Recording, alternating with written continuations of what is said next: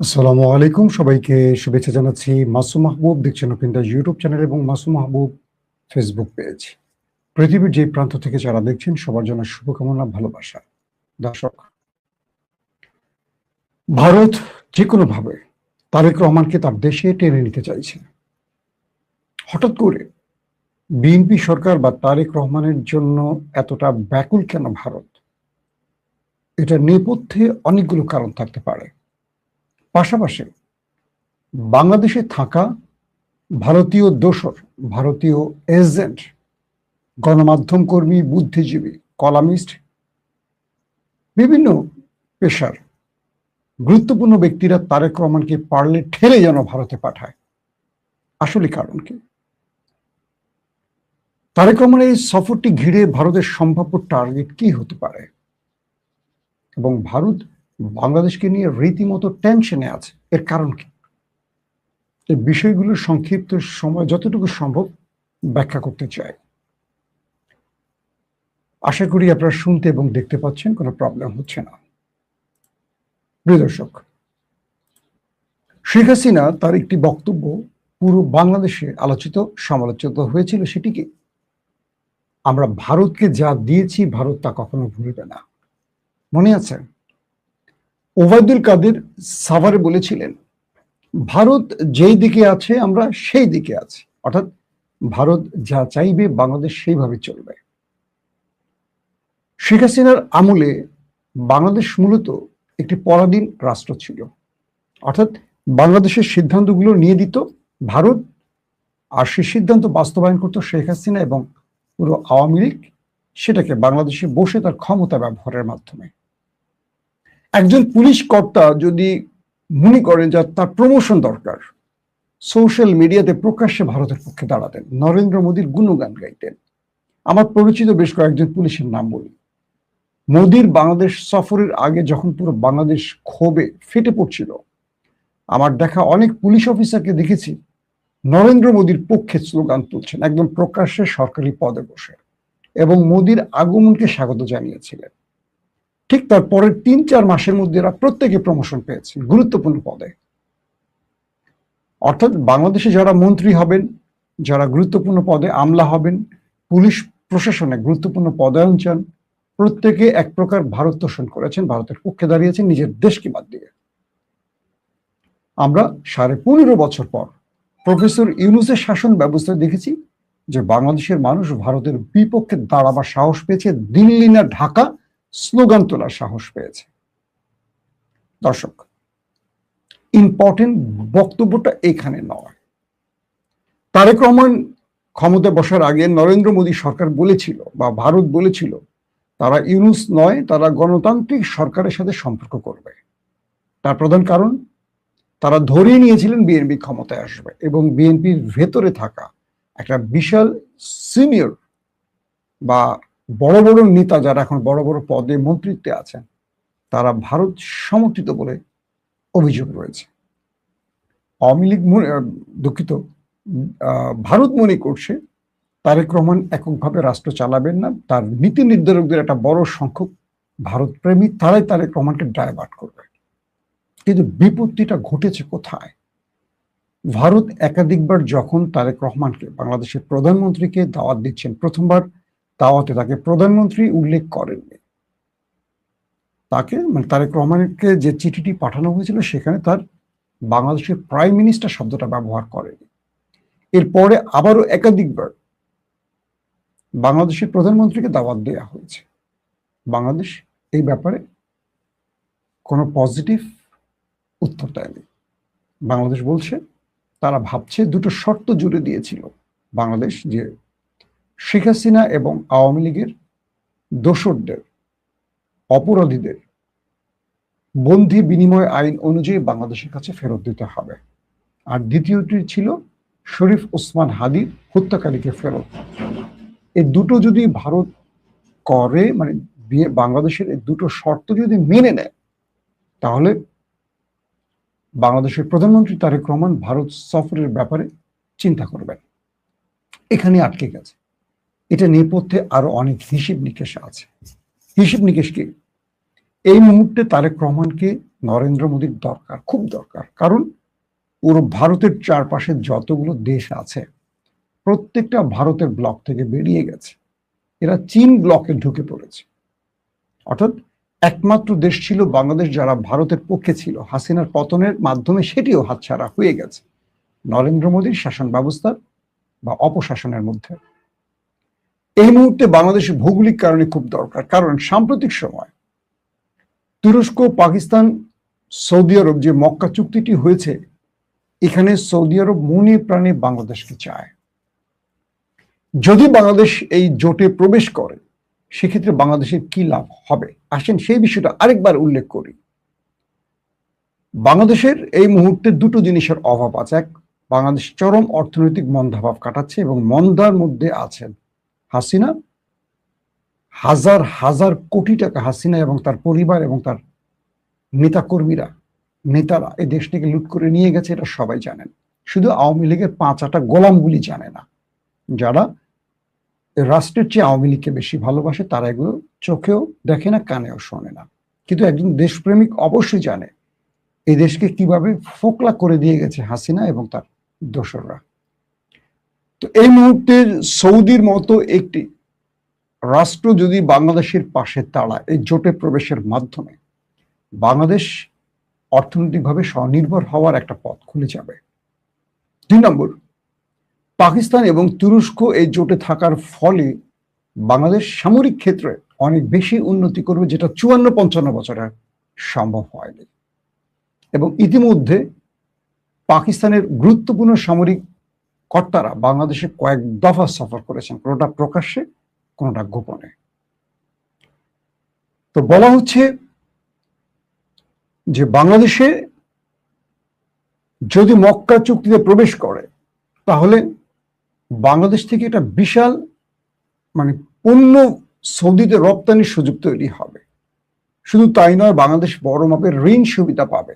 দুটো জিনিস খেয়াল করেন, ঋণ তো পরিশোধ করতেই হয়, কিন্তু বাংলাদেশের পণ্য সৌদির বাজারে ঢুকবে, যে পণ্যটা ভারত কাট হয়ে যাবে। খুব খেয়াল করে শুনবেন। সৌদির ক্রাউন প্রিন্স মোহাম্মদ বিন সালমান মাঝখানে পাকিস্তান এবং ভারত সফর করেছিলেন। সেই সময়টিতে পাকিস্তানের চেয়ে ভারতের সাথে তার অর্থনৈতিক চুক্তিটা হয়েছে আরো বড়। ধরেন পাকিস্তানকে যদি 10 টাকা দিয়েছে, ভারতকে দিয়েছিল 100 টাকা। এটা নিয়ে ইমরান খান অনেক আহত হয়েছিলেন, ব্যথিত হয়েছিল। এর পরবর্তী এই নরেন্দ্র মোদী সরকার যে কোনোভাবে পাকিস্তানকে পাশ কাটিয়ে উঠে আসার চেষ্টা করছিল, কিন্তু আসিফ মনির সরকার এখানে খুব কৌশলে কিছু ব্যাটিং করেছেন। তাকে হয়তো ইমরান বিরোধী আমরা বলতে পারি, কিন্তু তিনি কিছু কৌশলে আন্তর্জাতিক পরিমণ্ডলে তার গ্রহণযোগ্যতা বাড়িয়েছেন। কিভাবে? ডোনাল্ড ট্রাম্পের হয়ে তিনি কাজ করছেন ইরান পাকিস্তান যুদ্ধে মধ্যস্থতার মাধ্যমে। তিনি গতকালকেও ইরান সফর করে দু দেশের মধ্যে তথ্য বা দু দেশের অবস্থানটাকে ব্যক্ত করেছেন। সেটা নিয়ে আমি আজকে রাতে কথা বলবো। তো এখন যে বিষয়টি তৈরি হয়েছে যে আমেরিকার সাথে পাকিস্তান তার সম্পর্ক তৈরির মাধ্যমে ভারতকে আবার আড়াল করে ফেলেছে। যদিও ভারতকে ছেড়ে দেয়নি আমেরিকা, কিন্তু পাকিস্তান তার একটা অবস্থান তৈরি করেছে আন্তর্জাতিক পরিমণ্ডলে। এবং যেহেতু ইসরায়েল থ্রেট হয়ে আসছে গ্রেটার ইসরায়েল থিম ট্যাঙ্কের থিমে, এবং ইরানের সাথে একটা ভালো দ্বৈরথ তৈরি হয়েছে সৌদি আরবের, এই মুহূর্তে পারমাণবিক শক্তিধর দেশ পাকিস্তানকে খুব দরকার সৌদি। তাহলে প্রশ্ন হলো, সৌদির তো পাকিস্তানের তো পারমাণবিক আছে, বাংলাদেশের তো নেই। বাংলাদেশে কি আছে? বাংলাদেশের একটা পাওয়ারফুল এবং মেধাবী এবং সাহসী সেনাবাহিনী আছে, সামরিক বাহিনী আছে, নৌবাহিনী, বিমান বাহিনী যেটাকে আমরা বলি। সৌদি আরব তার পাশে বাংলাদেশের এই সম্পৃক্ততাকে চায়। কেন? এতদিন নয়, এখন কেন? সৌদি আরব শেখ হাসিনাকে অসহযোগিতা না করলে কখনো বিশ্বাস করতো না। সৌদি আরব তার জায়গাটাকে বোঝে। যখনই বিএনপি সরকার ক্ষমতায় আসে, সৌদি আরবের সঙ্গে আমাদের সম্পর্কটা ভালো হয়।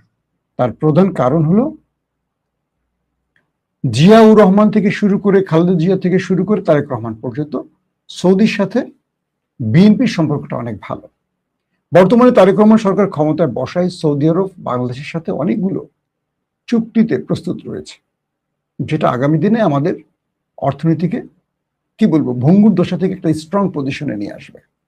তো এখন যদি বাংলাদেশের সাথে এই মক্কা চুক্তিটি হয়ে যায়, আমাদের গার্মেন্টস থেকে শুরু করে আমাদের অনেক পণ্য সৌদিতে প্রবেশ করবে, আর যেগুলো প্রবেশ করবে এগুলো ভারত থেকে বাদ পড়বে, এবং বাংলাদেশ নিজে স্বনির্ভর হবে। সবচেয়ে ইম্পর্টেন্ট কথা হলো এটা যে বাংলাদেশ কারো মাধ্যমে না, এতদিন গত 15.5 বছর ধরে বাংলাদেশের মূল স্টেশন ছিল ভারত। ভারত যেভাবে চাইতো সেভাবে হতো। হাসিনা বাংলাদেশকে ধ্বংস করে ভারতের স্বার্থ দেখতে শুধু অবৈধ ক্ষমতা টিকিয়ে রাখার জন্য, কিন্তু তারেক রহমানের সরকার চাইছে বাংলাদেশ যেন নিজের পায়ে দাঁড়াতে পারে, কারো মাধ্যমে নয়। তো ভারত এখান থেকে একটা বড় ধাক্কার মধ্যে আছে। তাই ভারত যে কোনো ভাবে তারেক রহমানকে শাসাতে চাইছেন। এই শাসন, শোষণ বা ধমকটাকে কিভাবে দিতে পারে, আসেন তাকে বাংলাদেশ থেকে ভারতে নেয়ার পর কি হতে পারে তার ছোট্ট একটা উদাহরণ দেয়। আপনাদের মনে আছে 2017 4 আগস্ট, তো 4 নভেম্বর মেবি, সে সময় লেবাননের প্রেসিডেন্ট ছিলেন কে? মিস্টার সাদ হারিরি। তো বলা হচ্ছে যে সাদ হারিরি সৌদি আরব সফরে গিয়েছিলেন। হঠাৎ করে সৌদি আরবের টেলিভিশনে তিনি পদত্যাগের ঘোষণা দেন এবং পদত্যাগপত্র সিগনেচার করে তার দেশে পাঠান সেই কাগজটি। পুরো পৃথিবীর গণমাধ্যম বলছিল যে এই কাজটি সৌদি আরব করেছে, অর্থাৎ লেবাননের রাষ্ট্রপ্রধানের উপর সাদ হারিরির উপর চাপ তৈরি করে দিয়ে তাকে পদত্যাগে বাধ্য করেছে সৌদি আরব। কারণ লেবানন সৌদি আরবের আনুগত্য মেনে চলতো, যেমন বাংলাদেশ ভারতের আনুগত্য মেনে চলে। ধরেন তারেক রহমান ভারত সফরে গেল, তারেক রহমানের একটা অল্প সংখ্যক নিরাপত্তা বাহিনী থাকবে, তার কিছু আশেপাশে বিএনপির নেতাকর্মীরা বা অ্যাডভাইজার থাকবে। বিশাল দেশ ভারত। হঠাৎ করে তারেক রহমানকে একা করে ফেলা হলো সবার কাছ থেকে, নরেন্দ্র মোদীর সাথে 1-to-1 মিটিং এর নাম করে।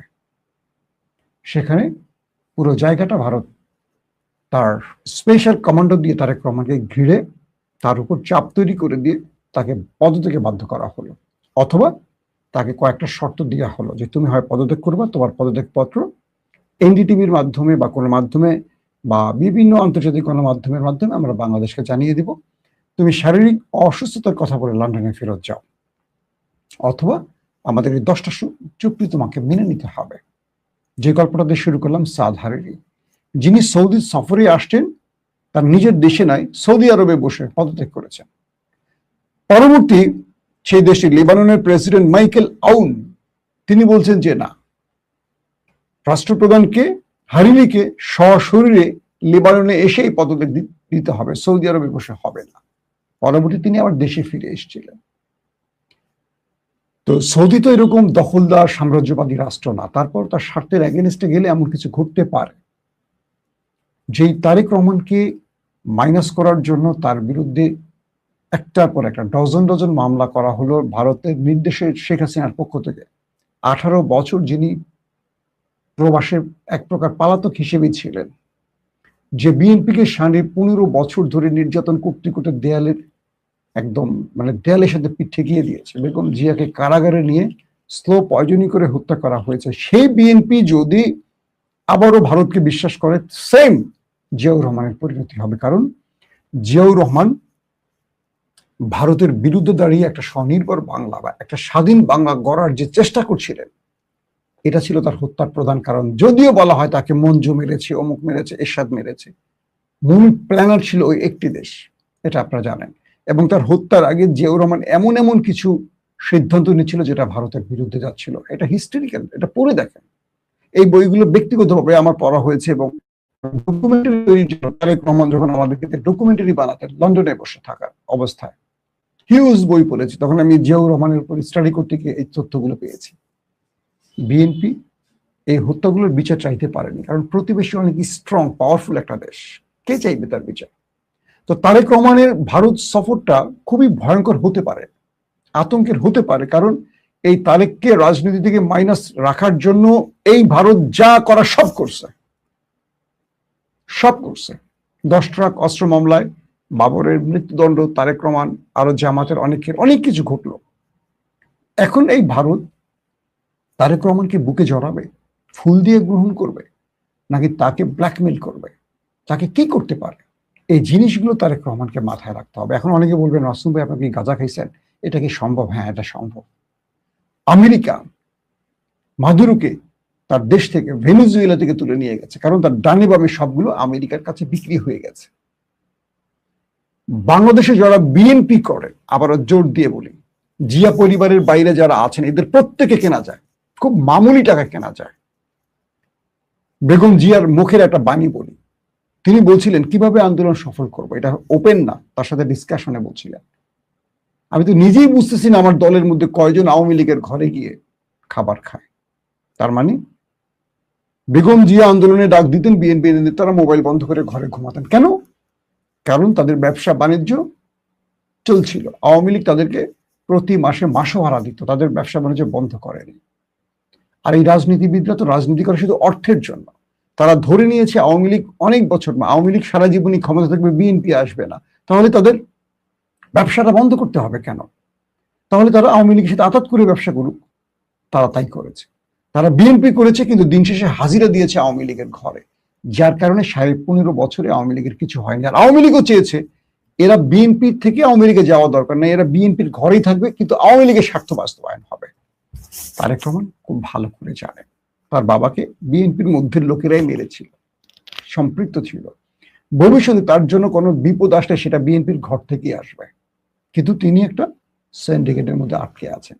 তিনি চাইলেও অমুক চোর, এই চোর বলতে পারছেন না। তার থেকে সতর্ক থাকতে হচ্ছে, অথবা অনেক সময় তাকে সমর্থন দিতে হচ্ছে, কারণ তিনি রাষ্ট্র পরিচালনা করছেন, তাদের শেকড় অনেক ভেতরে। তো যখন তারেক রহমান ভারত সফরে যাবেন, তার উপর যদি ব্ল্যাকমেইল করা হয়, তাকে যদি প্রেশারাইজ করা হয়, এই প্রধানমন্ত্রীর পদে সিগনেচার করে কে?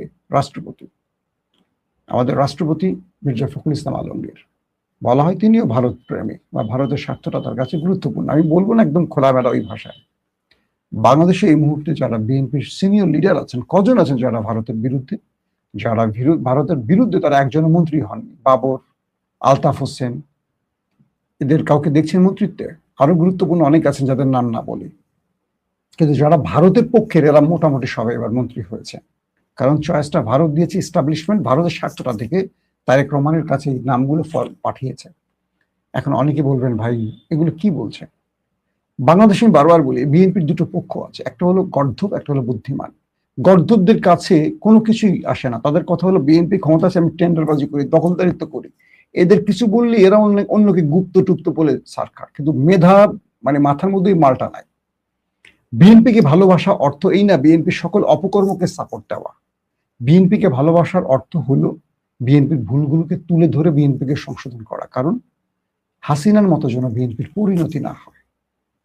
তারেক রহমান এখন ভারত সফর করলেন, যদি ভারত তার উপরে এমন কোনো প্রেশার তৈরি করে, তাকে যদি ব্ল্যাকমেইল করে, অথবা তাকে দিয়ে সাদ হারিরির মতো কিছু ঘটায়, আপনি কি করবেন? বাংলাদেশের সামর্থ্য আছে ভারতের সেনাবাহিনীর বিরুদ্ধে দাঁড়াবার? বাংলাদেশের কূটনৈতিক পর্যায়ে এত স্ট্রং ভূমিকা রাখতে পারবে যেটা ভারত পারে? বাংলাদেশ তারেক রহমানকে যদি ঘাট ধরে ভারত থেকে আবার লন্ডনে পাঠিয়ে দেয় তাদের ফ্লাইটে করে, এয়ার ইন্ডিয়াতে করে, বাংলাদেশে কে দাঁড়িয়ে তারেক রহমানের পক্ষে কথা বলবে? কেউ বলবে না। সবাই বরং তারেক রহমানের পথটা চাইবে।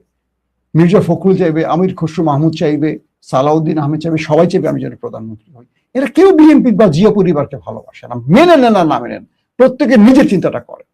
আর নিজের চিন্তা করতে চান বলেই দেখবেন জিয়ার মাজারে বা কোনো জায়গায় ফুল দিতে এরা কি ধাক্কা ধাক্কি করে, শুধু চেহারা দেখাতে হবে। দলটাকে ভালোবাসার অর্থ বা ভালোবাসার প্রমাণ গত 15.5 বছরে আমরা দেখেছি। তো খালেদা জিয়াকে বালু ট্রাক সরাবার মতো একটা সিঙ্গেল লোক আগে আসে নাই। আমরা সেখানে ছিলাম, আমরা ছিলাম সাংবাদিক বলে আমরা কিছু করতে পারিনি, শুধু সংবাদ পৌঁছে দিতে পেরেছি। আমার দায়িত্ব ছিল না সেখানে, আমি তো নিউজ এডিটর ছিলাম, রিপোর্টারদের বস বা টেলিভিশন স্টেশনের পুরো নিউজ কন্ট্রোলার ছিলাম আমরা। কিন্তু সেখানে আমি চলে গেছি, আমার মনে আছে আমি সেই বাসার মধ্যে লাফ দিয়ে ঢুকে গেছি। গোলাপীর সেই বেগম জিয়ার বক্তব্যটা আমাদের 21 টেলিভিশন সবার আগে প্রচার করেছিল। আমাদের জায়গা থেকে আমরা অনেক ফাইট করছি, তারপরে আমরা কিন্তু বিএনপির কাছে দৌড়ে ছুটে যাইনি কিছু দেন, কিছু টেন্ডার দেন, কিছু কাজ দেন, যাইনি, যাবো না। দেখেন না আপনারা, তো তারেক রহমানকে অনেকগুলো বিষয় মাথায় রাখতে হবে। যে বিএনপিকে বা যে তারেক রহমানকে মাইনাসের জন্য সবকিছু করেছে ভারত, সেই ভারত তারেক রহমানকে বুকে জড়াবে না। বুকে জড়ালেও বুকে কাঁটাযুক্ত থাকবে। অনেকগুলো চিন্তা তারেক রহমানকে করতে হবে, কারণ এত বড় একটা দেশ তারেক রহমানকে আটকে দিলে, মেরে দিলে, গুম করলে কিচ্ছু করার নাই, আপনি কি করবেন? কারণ তারেক রহমান এখনো বড় বড় অনেক চুক্তিগুলো অসম্পূর্ণ রেখেছেন। তাকে আগে চীনের সাথে অনেকগুলো চুক্তিতে আসতে হবে, পাকিস্তানের সাথে আসতে হবে, তুরস্কের সাথে আসতে হবে, সৌদি আরবের সাথে আসতে হবে, অর্থাৎ ইন্ডিয়ার বিরুদ্ধে যারা দাঁড়াতে পারবে এরকম শক্তিধর দেশের সাথে বাংলাদেশকে সেই জায়গাগুলোতে আগে চুক্তিবদ্ধ হতে হবে। তারেক রহমানের জন্য আরো বিপদ সংবাদ, মানে ভারতের জন্য আরো বড় বিপদ হতে পারে। তারেক রহমান যেই চিন্তা করে এগুচ্ছেন, সেই চিন্তাগুলো বাস্তবায়ন হলে বাংলাদেশ ভারত ব্লক থেকে বেরিয়ে যাবে। বাংলাদেশকে ভারতের প্রয়োজন হবে না। বাংলাদেশের কোনো ক্ষেত্রে আর ভারত আটকে রাখতে পারবে না। একটা দেশের স্বাধীন পররাষ্ট্রনীতি তৈরি, স্বাধীন অর্থনীতি তৈরি, একটা দেশের মানে ক্ষমতা কে বসবে না বসবে ভোটাধিকার মাধ্যমে তো আসলে ক্ষমতায় বসে না। এই জায়গা থেকে বাংলাদেশ বেরিয়ে যাওয়া মানে এত লম্বা 54-55 বছর ধরে মানে ভারতের যে ইনভেস্ট সব ব্যর্থ হয়ে যাবে। তাই বাংলাদেশের পররাষ্ট্র প্রতিমন্ত্রী, তাকে কিন্তু এখন ভারত টার্গেট করতে যাচ্ছে। তার উপর অনেক রকম পরিকল্পনা নিয়ে কাজ হচ্ছে, কারণ তিনি ভারতের বিরুদ্ধে ইঙ্গিতপূর্ণ অনেকগুলো বক্তব্য ইতিমধ্যে দিয়েছেন। আমার কাছে মনে হয় বাংলাদেশকে দ্রুত মক্কা চুক্তিতে প্রবেশ করতে হবে। বাংলাদেশকে চীনের সাথে সামরিক এবং অনেকগুলো চুক্তিতে ফিরতে হবে। পাকিস্তানের সাথে বাংলাদেশের যৌথ কিছু চুক্তিতে আসতে হবে। এই কথাগুলো আমি গত কয়েকদিন বলছি। তুরস্কের সাথেও এই চুক্তিগুলো করতে হবে। এত দ্রুত তারেক রহমানের ভারত সফর উচিত হবে না।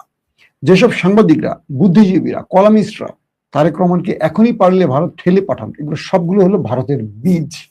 ভারতের বীজ বাংলাদেশের মাটিতে ফুটে জন্ম নিয়েছে। Be careful. যেসব বিএনপি নেতারা তারেক রহমানকে এখনই ভারত যাওয়ার চাপ দিচ্ছেন, এরা প্রত্যেকেই হবে তারেক রহমানের আগামী দিনের সবচেয়ে বড় কি বলবো মীর জাফর। সিরাজউদ্দৌলার সামনে মীর জাফররা যেভাবে দাঁড়িয়েছে, উমিচাঁদরা, মদনরা দাঁড়িয়েছে, ঘসেটি বেগমরা দাঁড়িয়েছে, এই বিএনপির মধ্যে চরিত্রগুলো আছে। সে যত বড় লিডার হোক না কেন, প্রত্যেকের টার্গেট নিজের চেয়ার, নিজের আসন, নিজের বাণিজ্য, নিজের ব্যবসা। সো তারেক রহমানকে অনেকগুলো হিসেব নিকেশ করে চলতে হবে। আগামী দিন বাংলাদেশ দাঁড়াবে নাকি পুরোপুরি শুয়ে পড়বে। মনে রাখবেন, জিয়া পরিবার শেষ, বাংলাদেশের স্বাধীনতা, সার্বভৌমত্ব অন্ধকারে চলে যাবে। এই দেশ ততদিন স্বপ্ন দেখবে যতদিন জিয়া পরিবারের রক্ত থাকবে। বিএনপি নয়, জিয়া পরিবার। আবারও বলছি, বিএনপি নয়, জিয়া পরিবার। আপনি বিএনপির, জিয়া পরিবারের বাইরে কাউকে বিশ্বাস করতে পারবেন না। বেগম, বিশেষ করে জিয়াউর রহমানকে হত্যা করেছে কোন দেশ আপনারা জানেন। বেগম জিয়াকে স্লো পয়জনিং করে দীর্ঘদিন কারাগারে রেখে হত্যা করেছে কে, সেটাও জানেন। তারেক রহমানকে 18 বছর বিদেশে রেখেছে কি, সেটাও জানেন। তার মানে তারা আপোষ করেনি বলে তাদের উপরে এই শাস্তিগুলো এসেছে। কিন্তু বাকিরা ভালোই ছিল, বাকিরা কেউ খারাপ ছিল না। সে যেই প্রান্তি থাকুক, শিলং থাকুক আর যেখানে থাকুক, ভালো ছিল। হতে পারে 200 মামলা, ভালো ছিল। সো আমরা বাংলাদেশের শাসন ব্যবস্থা অবশ্যই জিয়া পরিবারের হাতে দেখতে চাই।